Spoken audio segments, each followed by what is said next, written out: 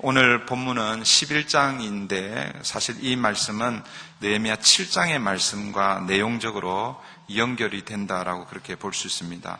우리가 계속해서 느헤미야 말씀을 우리가 살펴보고 있는데 느헤미야 6장에서 어떻게 보면 가장 중요한 주제 중에 하나였죠. 예루살렘 성벽을 재건하는 그 일이 52일 만에 마쳐지고 있습니다.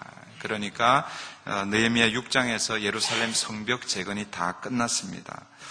그런데 여러분, 성벽 재건이 다 끝났다고 해서 예루살렘 그 성안이 하루아침에 살기 좋은 곳으로 그렇게 만들어진 것은 아닙니다.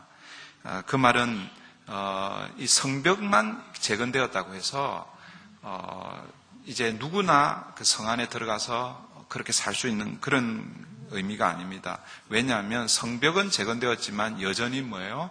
예루살렘 성은 어떻게 보면 폐허에 가깝고 또 아직까지는 사람이 살만한 그런 곳이 못 되었습니다.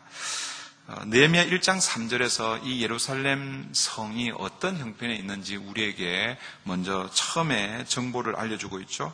우리 느헤미야 1장 3절을 우리 먼저 한번 보겠습니다. 우리 느헤미야 1장 3절 제일 앞으로 한번 가십시오.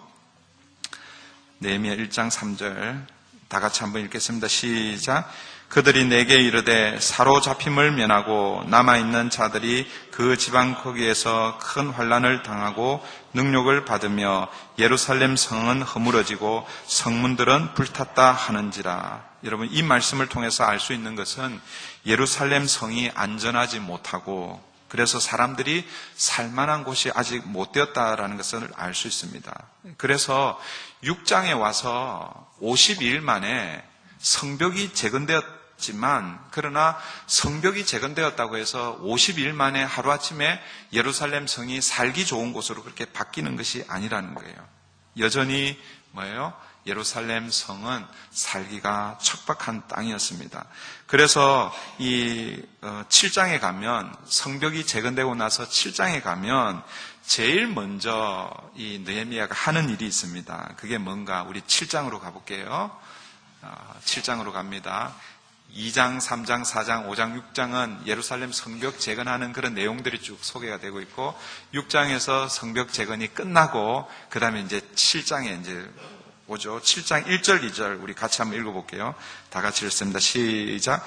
성벽이 건축됨에 문짝을 달고 문지기와 노래하는 자들과 레위 사람들을 세운 후에 내 아우 하나니와 영문에 관한 하나냐가 함께 예루살렘을 다스리게 하였는데 하나냐는 충성스러운 사람이요 하나님을 경외함이 무리 중에서 뛰어난 자라. 예루살렘 성벽을 재건하고 나서 제일 먼저 한 일이 뭐냐 하면 사람들을 세우는 일입니다. 그런데 사람들을 세우는데 이때 필요한 사람들은 어떤 사람들이냐면 예루살렘 성을 관리할 사람, 그리고 앞으로 예루살렘 성을 다스릴 사람들을 세우고 있는 거예요. 그런데 아직 예루살렘 성 안에 살 사람들은 그렇게 많지가 않다라는 것이죠. 예루살렘 성벽을 재건하고 예루살렘 성을 지키고 다스릴 사람들을 세웠지만 정작 예루살렘 성 안에 살 사람들이, 백성들이 없다라는 것이죠. 비유를 들자면 하드웨어는 이렇게 어느 정도 갖추어져 있습니다. 그러나 아직 뭐예요? 소프트웨어가 준비가 되어 있지 않은 것인 것이죠. 만약에 성벽은 재건이 되었지만 그 안에 사람들이 살지 않게 되면 시간이 지나면 또 그 성은 어떻게 보면 유령도시가 되고 폐허가 될 것은 불을 보듯 뻔한 것입니다. 그래서 사람들을 어떻게 예루살렘 성 안으로 이주시킬 것인가, 이것이 느헤미야의 또 다른 문제 중에 하나였습니다. 느헤미야 7장 4절 우리 같이 한번 볼게요. 7장 4절입니다. 다 같이 읽습니다. 시작. 그 성읍은 광대하고 그 주민은 적으며 가옥은 미처 건축하지 못하였음이니라. 예루살렘 성벽은 다 끝났습니다. 그죠? 그런데 뭐라고 얘기합니까? 성읍은 광대하다 이렇게 말씀하는 거예요. 그러니까 성읍이 광대하다라는 것은 우리가 문자적으로 엄청난 큰 성읍이다 이런 그렇게 해석할 수도 있지만 그 성 안에 사는 백성들의 수에 비해서 그 성이 너무 광대한 거예요. 지금 현재 있는 사람들로는 이 성을 유지할 수가 없다라는 그런 의미죠. 그리고 또 뭐라고 얘기합니까? 가옥은 미처 건축하지 못했다 말씀합니다. 성벽 재건하는 일에 힘은 썼지만 뭐예요? 아직 그 성 안의 집들을 짓지 못했다라는 것이죠. 그러니까 아직 뭐예요? 살만한 곳이 못된 곳입니다. 그리고 이 7장 4절 그렇게 이제 그 형편을 설명하고 나서 5절부터 이어지는 내용이 뭐냐면 바벨론으로부터 돌아온 1차 포로 귀환 자들의 명단이 소개되고 있습니다. 잘 따라오고 계시죠? 제가 오늘 서론이 성경 여기저기 이렇게 찾아가면서 그렇게 하는데 지금 11장의 내용을 제가 설명을 하기 위해서 지금 이렇게 하고 있는 거예요. 여러분 7장 4절에서 그 성읍은 광대하고 아직 미처 가옥은 건축되지 못했다 이렇게 얘기하면서 뭐예요? 1차 포로 귀환 자들의 명단이 소개되고 있습니다. 그 명단을 왜 소개하겠습니까? 지금 느헤미야가 어떤 마음을 가지고 있냐면 이런 마음이죠. 이 성 안에 누군가는 들어와서 살아야 하는데 누구를 이쪽으로 이주시킬까? 이런 마음을 가지고 이 옛날 처음 582년 BC 582년 562년인가요? 하여튼 이 바벨론에 의해서 남유다가 망하고 포로로 잡혀가고 이 남유다가 거의 폐허가 되었단 말이에요. 그런데 70년이 지나고 하나님의 은혜로 1차 포로 귀환 자들이 있습니다. 약 한 4만 2천여 명이 1차 포로로 귀환해 왔습니다. 그들의 명단을 느헤미야가 손에 넣고 있습니다. 5절을 우리 한번 볼게요. 5절 다 같이 읽습니다. 시작. 내 하나님이 내 마음을 감동하사 귀족들과 민장들과 백성을 모아 그 계보대로 등록하게 하심으로 내가 처음으로 돌아온 자의 계보를 얻었는데 거기에 기록된 것을 보면 처음 돌아온 계보가 바로 1차 포로 귀환 자들의 명단입니다. 여러분 그 다음에 6절부터 이어지는 내용이 뭐냐면 그 1차 포로 귀환 자들의 대표자들 명단이 소개가 되고 있죠. 어떤 마음으로 그 1차 귀환 자들을 이렇게 찾았겠습니까? 아까 제가 말씀드린 대로 이 성 안에 누군가는 채워야 하는데 그런 마음으로 아마 조사를 하지 않았을까 생각합니다. 그 조사의 결과가 뭔가 73절 우리 7장 73절 같이 한번 볼게요. 다 같이 한번 읽습니다. 시작.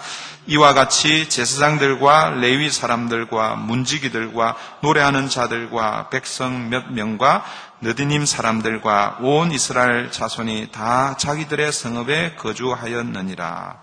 1차 포로 귀환 자들의 명단을 확보해서 조사를 해보았는데 뭐예요? 다 자기들이 살고 있는 그 성읍에 다 거주하고 있다라고 그렇게 말씀하고 있습니다. 여러분 이 말은 어떤 의미냐면 예루살렘에 거하는 사람들이 많지 않다라는 것을 우리에게 보여주고 있는 것입니다. 이미 사실은 수십 년이 지났습니다. 1차 포로 귀환 자들 수십 년이 지났으니까 뭐예요? 다 뭐예요? 정착하고 다 기반을 잡고 있는 것이지요. 그런데 느헤미야는 이제 고민인 거예요. 이미 다 자기 기반을 잡고 정착한 이 사람들 중에서 누군가는 뭐예요? 예루살렘 성 안으로 이주를 해야 된다 말입니다. 그런데 그런 사람들을 어떻게 해야 할 것인가? 이게 쉬운 일이 아닌 거예요. 어떤 기준을 가지고 사람들을 이주시킬 것인가? 이 이주하는 과정 중에서 혹시라도 사람들이 불평하고 불만이 터져 나오면 어떻게 되나? 지금 현재 잘 살고 있는 이 공동체가 이 이주하는 이 문제 때문에 오히려 그 공동체가 더 망가지면 어떻게 되나? 사실은 이거는 간단한 문제가 아닌 거예요. 굉장히 어려운 문제입니다. 오늘 본문 11장의 말씀은 이 예루살렘 성 안에 살게 된 사람들이 소개되고 있는데 느헤미야가 어떻게 예루살렘 성 안에 사람들을 이주시키고 있는가 그런 내용들이 소개가 되고 있는 거예요. 물론 그 과정 자체는 생략이 되어 있습니다. 그래서 이 예루살렘 성 안에 어떤 사람들이 살고 있는가 그 내용이 소개가 되고 있습니다. 11장, 이제 오늘 본문으로 가보겠습니다. 1절을 우리 같이 한번 읽겠습니다. 다 같이 읽습니다. 시작. 백성의 지도자들은 예루살렘에 거주하였고 그 남은 백성은 제비 뽑아 10분의 1은 거룩한 성 예루살렘에서 거주하게 하고 그 10분의 9는 다른 성읍에 거주하게 하였으며, 첫 번째 예루살렘 성 안에 살게 된 사람들, 거주한 사람들, 그 사람들이 누구입니까? 백성의 지도자들입니다. 여러분, 당연한 것처럼 보이죠? 그런데 당연한 것을 당연하게 여기면 좋은데, 그런데 우리가 살다 보면요, 당연한 걸 잘 못할 경우가 많이 있습니다. 만약에 여러분 당연하다고 생각하고 그 당연한 걸 하게 되면 사실은 사회는 굉장히 살기 좋은 그런 사회가 될 것입니다. 당연하다고 생각하는데 그 당연하다는 것을 잘 안 하기 때문에 문제가 생기는 거죠. 여러분 보세요. 백성들의 지도자가 먼저 가서 사는 거 당연한 일이죠. 그런데 여러분 그게 쉬운 일이 아니라는 거예요. 그런데 오늘 본문에는 보니까 백성의 지도자들이 먼저 그 일을 하고 있다라는 것입니다. 지도자가 먼저 모범을 보이고, 모범을 먼저 보이면 백성들이 어떻게 합니까? 따라가게 되어 있죠. 지도자들이 먼저 희생하면 여러분 따르는 사람들이 희생할 수 있습니다. 먼저 솔선수범하는 것, 이것은 영적 지도자가 갖추어야 할 가장 중요한 삶의 자세임을 여러분 기억해야 합니다. 어떤 면에서 오늘 저에게 주시는 하나님의 말씀입니다. 우리 장로님들과 그리고 목자들에게 주시는 말씀으로 그렇게 우리가 좀 받으면 좋겠습니다. 여러분, 지도자는요, 자기 앞에 놓여 있는 십자가를 져야 하는 것이지요. 사랑하는 성도 여러분, 십자가는 감상하라고, 장식하라고 주는 게 아닙니다. 십자가는 절하고 주는 거예요. 짊어지라고 주는 것이 바로 십자가입니다. 영적 지도자들은 공동체를 위해서 먼저 뭐예요? 십자가를 져야 하는 것입니다. 서두에도 제가 말씀드렸지만 이 십자가를 지는 것, 당연하게 여겨지는 것, 이거 말처럼 쉬운 일은 아닙니다. 그러나 예수님께서 그 길을 먼저 걸어가 주셨습니다. 그래서 그 주님을 따라가면 우리는 그 십자가의 그 짐을 짊어지고 갈 수 있는 것이죠. 이런 영적 리더들이 공동체 안에 여러분 바르게 세워질 때에 비로소 그 공동체는 소망이 있는 것입니다. 아무도 가고 싶어 하지 않는 예루살렘 성에 내가 가겠습니다. 내가 먼저 그곳에 가서 집을 짓고 도로를 닦고 그 도시를 새롭게 만들겠습니다 하는 이런 영적 지도자들이 있을 때에 그 도시는 살아나는 것이죠. 그런 교회는 뭐예요? 교회가 다시 일어나는 줄 믿습니다. 두 번째, 예루살렘 성 안에 거한 사람들, 어떤 사람들입니까? 보면요, 재미있습니다. 제비 뽑힌 10분의 1의 사람들이 그 성 안으로 들어갑니다. 우리 1절을 다시 한 번 더 읽겠습니다. 우리 1절 다 같이 읽습니다. 시작. 백성의 지도자들은 예루살렘에 거주하였고 그 남은 백성은 제비 뽑아 10분의 1은 거룩한 성 예루살렘에서 거주하게 하고 그 10분의 9는 다른 성읍에 거주하게 하였으며, 제비를 뽑아서 그 성에 사람들을 보내고 있습니다. 여러분, 제비를 뽑았다라는 것은 어떤 의미가 있겠습니까? 두 가지 의미가 있습니다. 첫 번째는 아무도 가고 싶어 하지 않아서, 그렇지만 누군가는 가야 되기 때문에 그래서 제비를 뽑았을 것이고, 또 한 가능성은 뭐겠어요?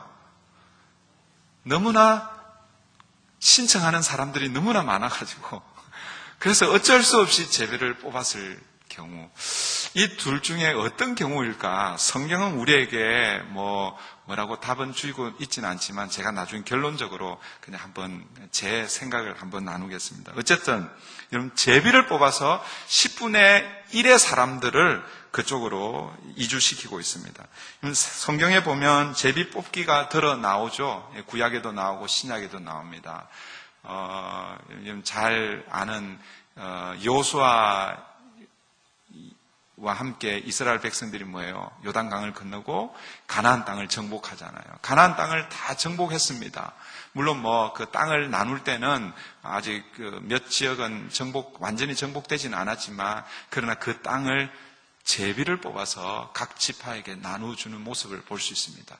여러분, 왜 제비를 뽑았겠어요?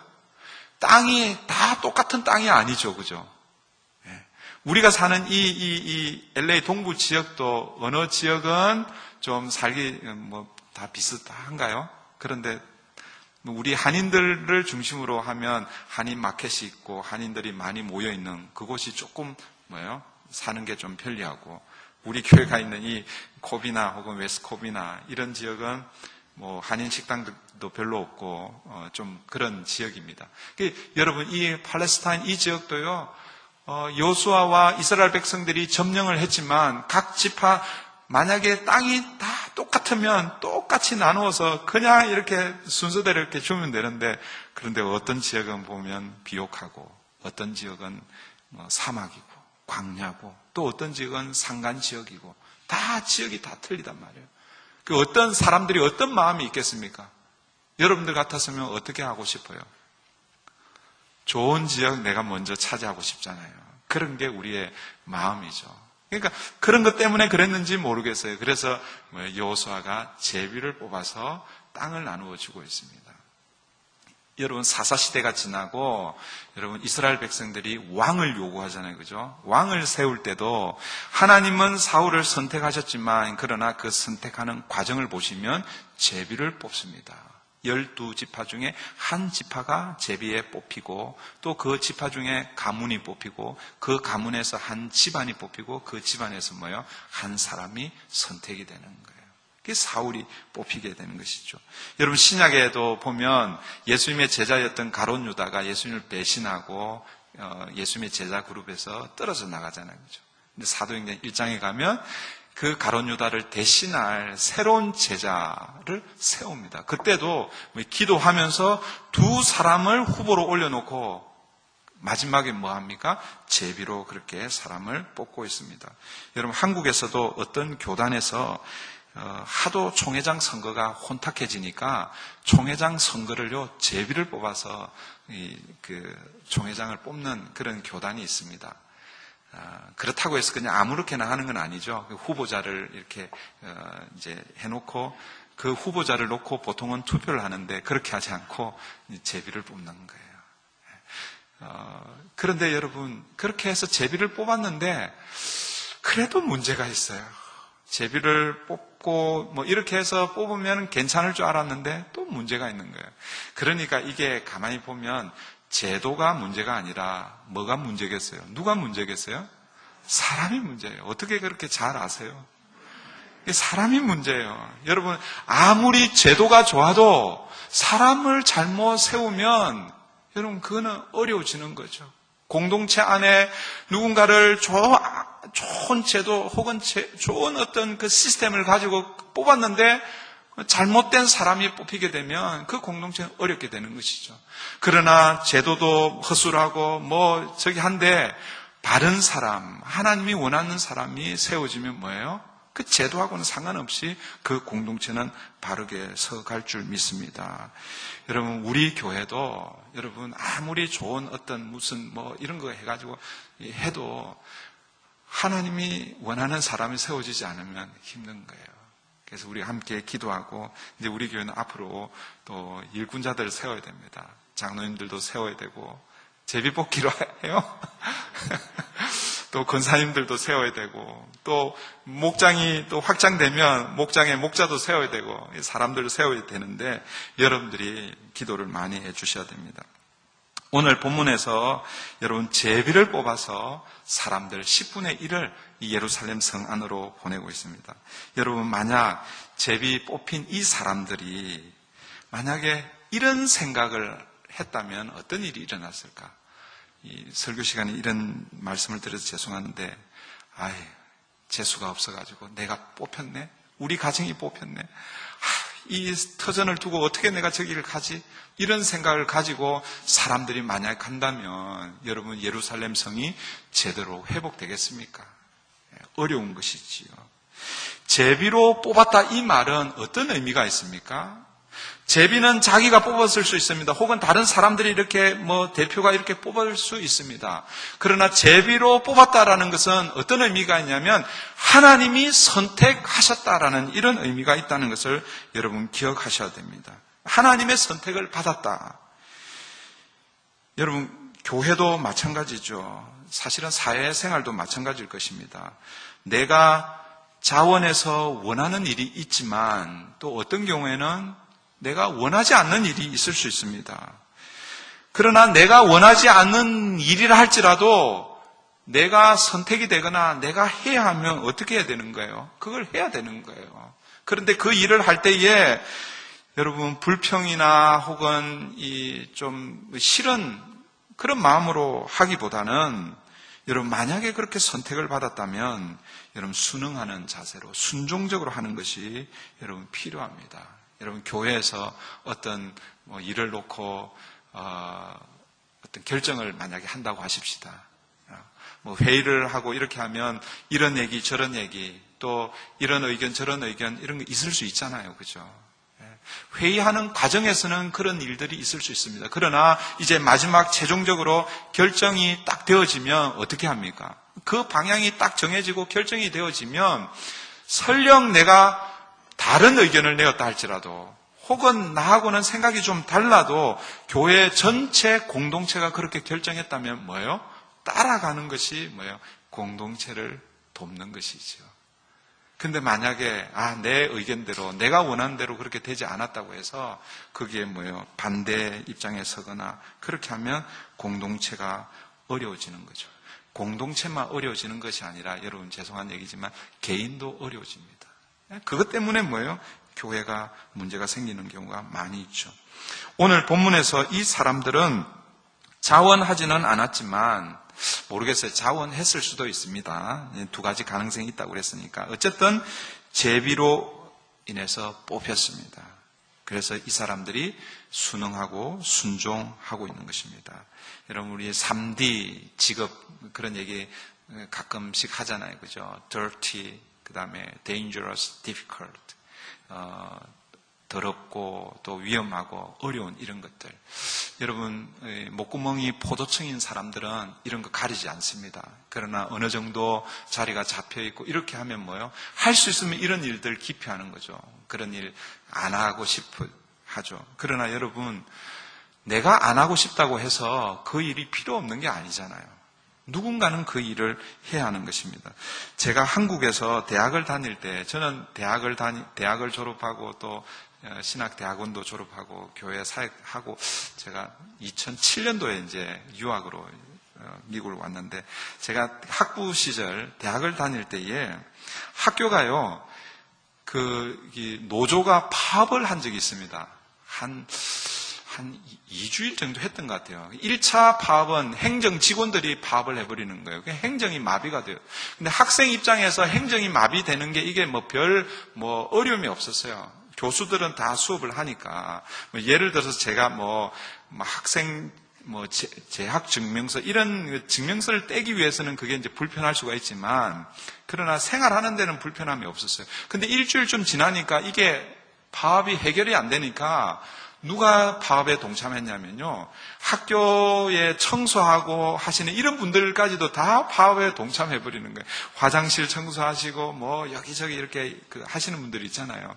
그런데 이분들이 자기의 일을 한 일주일 놓아버리니까요. 학교 전체가 그냥 쓰레기 덤이라고 하면 너무 과장이고 여기저기 지천의 쓰레기들이 그냥 넘쳐나는 거예요.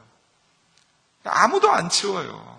그래서 제가 그때 참 이런 청소하고 하시는 이런 분들 참 그때 처음으로 이런 분들 아니면은 학교가 이거 깨끗함을 유지하지 못하는구나 그런 그때 그런 느낌을 가진 적이 있습니다. 여러분 교회에서도 여러분 3D 사역이 있습니다. 설교 이건 어떤가요? 설교하는 거. 3D에 해당되진 않지만 늘 설교할 때마다 힘들어요. 셋 중에 힘든 difficult 여기에 해당되는 거예요.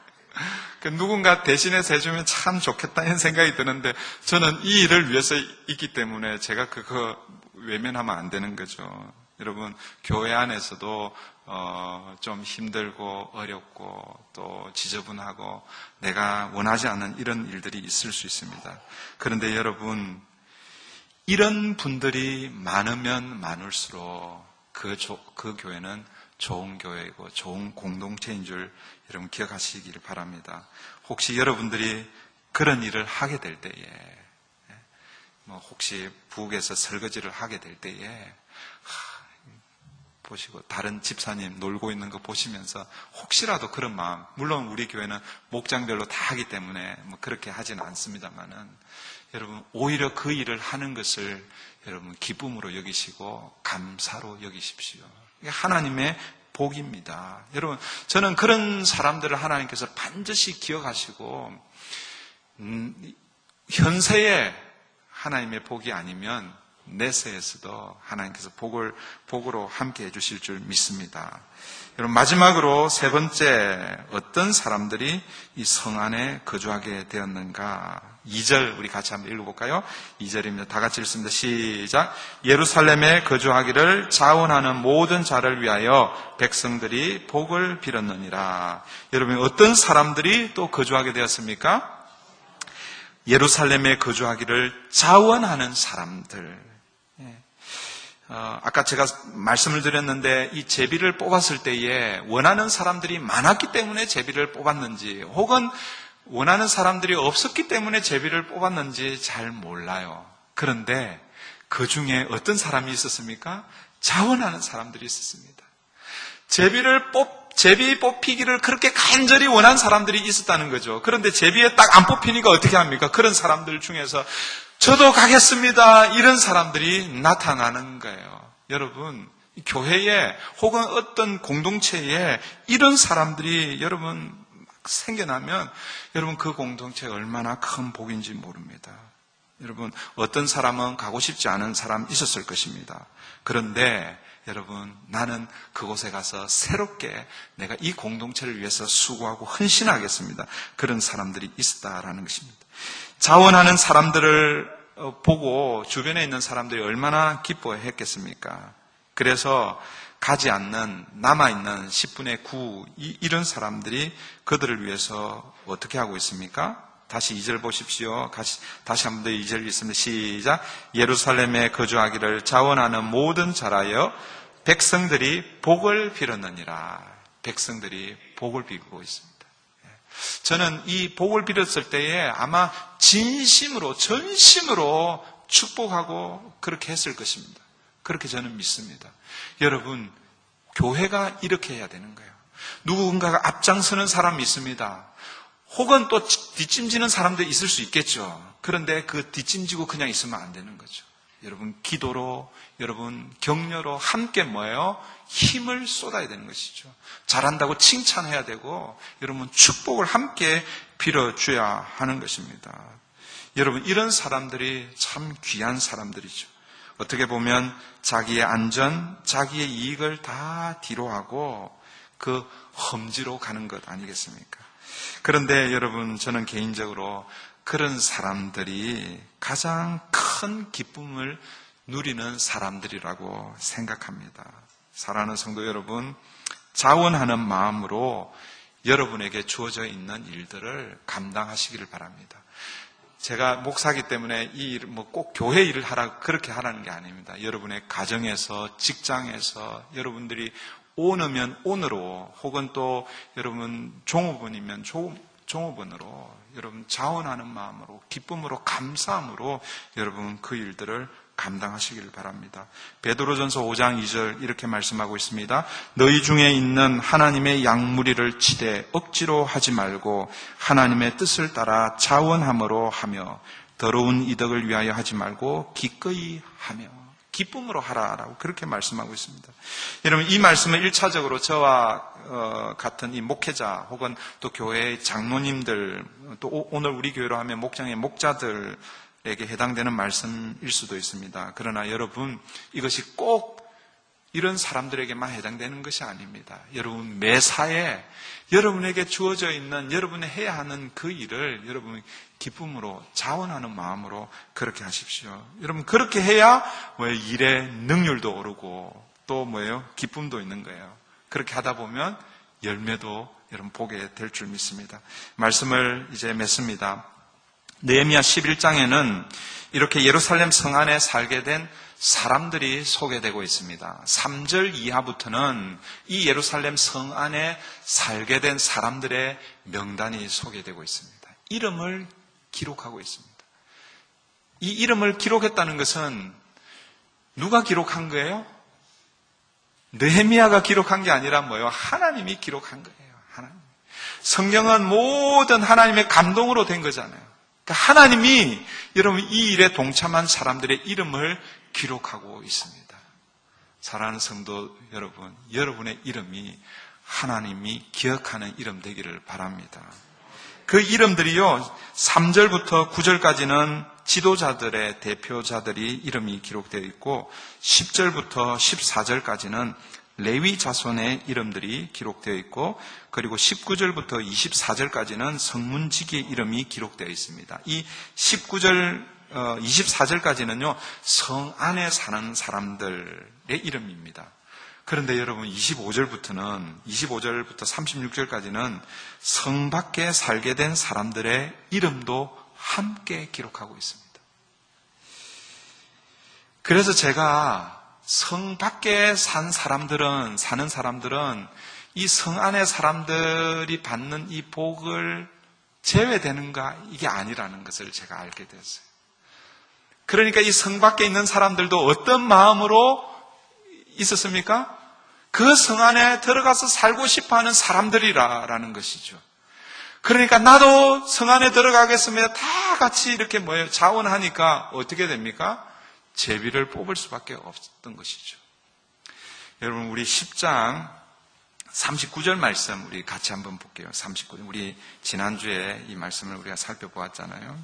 10장 39절 말씀 우리 한번 같이 읽겠습니다. 다 같이 읽습니다. 시작. 곧 이스라엘 자손과 레위 자손이 그제로 드린 곡식과 새 포도주와 기름을 가져다가 성소의 그릇들을 두는 골방 곧 섬기는 제사장들과 문지기들과 노래하는 자들이 있는 골방에 둘 것이라. 그리하여 우리가 우리 하나님의 전을 버려두지 아니하리라. 여러분 이스라엘 백성들이 언약을 갱신하고 나서 그 다음에 서약하고 맹세하는데 그 맹세의 핵심이 뭐냐면 이것입니다. 우리가 우리 하나님의 전을 버려두지 아니하리라. 하나님의 전이 어디에 있습니까? 예루살렘 성 안에 있는 거예요. 온 이스라엘 백성들이 우리가 우리 하나님의 전을 버려두지 아니하겠다 그렇게 맹세했는데 이 사람들이 아무도 그 성 안에 들어가서 살지 않겠다 그러면 이게 말이 안 되는 거잖아요. 그 이후에 이어지는 말씀이에요. 이제 이 성 안에 그렇다면 누군가 들어가서 살아야 되는데 어떻게 하면 좋을까요? 그럴 때에 수많은 사람들이 제가 가겠습니다. 그렇게 아마 헌신하고 자원하고 그렇게 하지 않았을까요? 너무나 많은 사람들이 그렇게 하니까 지도자들이 먼저 가도록 하고 그 다음에 그들 중에서 제비로 뽑고 있는 거예요. 그 제비 뽑힌 사람 중에서 10분의 1을 보내고 있습니다. 그러나 제비에 뽑히지는 않았지만 그래도 나를 좀 보내주십시오. 그렇게 자원했던 사람들, 이런 사람들이 오늘 가고 있는 거예요. 그리고 나머지 비록 그 성 안에는 들어가지는 않았지만 이 사람들의 이름도 함께 기록하고 있습니다. 성 안에서 살든지 성 밖에서 살든지 모두가 다 하나님 나라의 일에 동참하고 있습니다. 사랑하는 성도 여러분, 우리가 어디에 있어야 하고 또 무슨 일을 해야 하는가, 이것은 참 중요한 일입니다. 그런데 여러분, 많은 사람들은 좋은 곳 가기를 원합니다. 그리고 또 좋은 것 하기를 원합니다. 그러나 우리가 좋은 곳에만 가서 좋은 것만 할 수 있는 것은 아닙니다. 때로는 내가 원하지 않는 곳에 가야 할 때가 있고 또 때로는 내가 원하지는 않지만 그 일을 해야 할 때가 있다라는 것이죠. 어쩌면 예수 믿는 우리는 그런 사람들입니다. 좋은 곳만 쫓아가는 사람들이 아니라 하나님의 시선, 하나님이 원하시는 곳, 거기로 우리의 발걸음이 옮겨가야 한다는 것이죠. 이것이 바로 뭐예요? 사명을 쫓아가는 사람들입니다. 그 사명이 때로는 험지일 수 있습니다. 그 사명이 때로는 어렵고 힘든 일일 수 있습니다. 그런데 뭐예요? 그 일을 누군가는 해야 하는 것이죠. 사랑하는 성도 여러분, 하나님께서 맡겨주신 사명을 위해서 사는 사람, 저는 그 사람이 행복한 사람이라고 믿습니다. 주님의 이름으로 여러분들에게 권면합니다. 하나님의 나라와 브릿지 교회를 위해서 우리 모두가 기쁘게 자원하는 사람들이 되십시다. 하나님께로부터 혹시 내 의사와는 상관없이 내가 그 일을 만약에 하게 된다면 여러분 순종하는 사람들 되십시다. 그리고 저는 여러분들이 영적 지도자가 다 되었으면 좋겠습니다. 영적 지도자가 된다고 해서 목사가 되어야 되고 장로가 되어야 되고 목장의 목자가 되어야 된다. 그런 의미가 아닙니다. 여러분, 영적 지도자가 된다라는 것은 영적 지도자가 뭐 하는 사람들입니까? 솔선수범하는 사람입니다. 누구도 가고 싶어 하지 않는 그곳에 먼저 가는 사람들입니다. 여러분 안에 저와 여러분들이 그 일을 하는, 그래서 영적 리더가 되어서 가정에, 직장에, 또 우리 교회, 그래서 하나님이 기뻐하시는 그런 공동체, 건강하고 복된 브릿지 공동체 함께 만들어가기를 바랍니다. 이 시간 우리 말씀을 기억하면서 우리 한번 기도하십시다. 여러분, 예루살렘 성, 그 안은 완벽하게 갖추어진 곳이 아닙니다. 이제 폐허가 된 곳, 이제 겨우 성벽 하나 이제 세운 것입니다. 누군가는 가서 새롭게 시작해야 합니다. 개척해야 되고 힘을 써야 되고 희생을 해야 되고 자기의 모든 그 삶의 터전을 버려두고 가서 해야 합니다. 우리 교회 안에도 이런 일들, 우리 성도님들이 여러분 하나님께서 원하시면 교회를 위해서 하나님 내가 먼저 가겠습니다. 자원하겠습니다. 이런 일들이 우리 안에 일어나기를 바랍니다. 이 시간에 말씀을 붙들고 하나님 우리 안에 이런 일들이 일어나게 해주시옵소서. 함께 기도하십시다.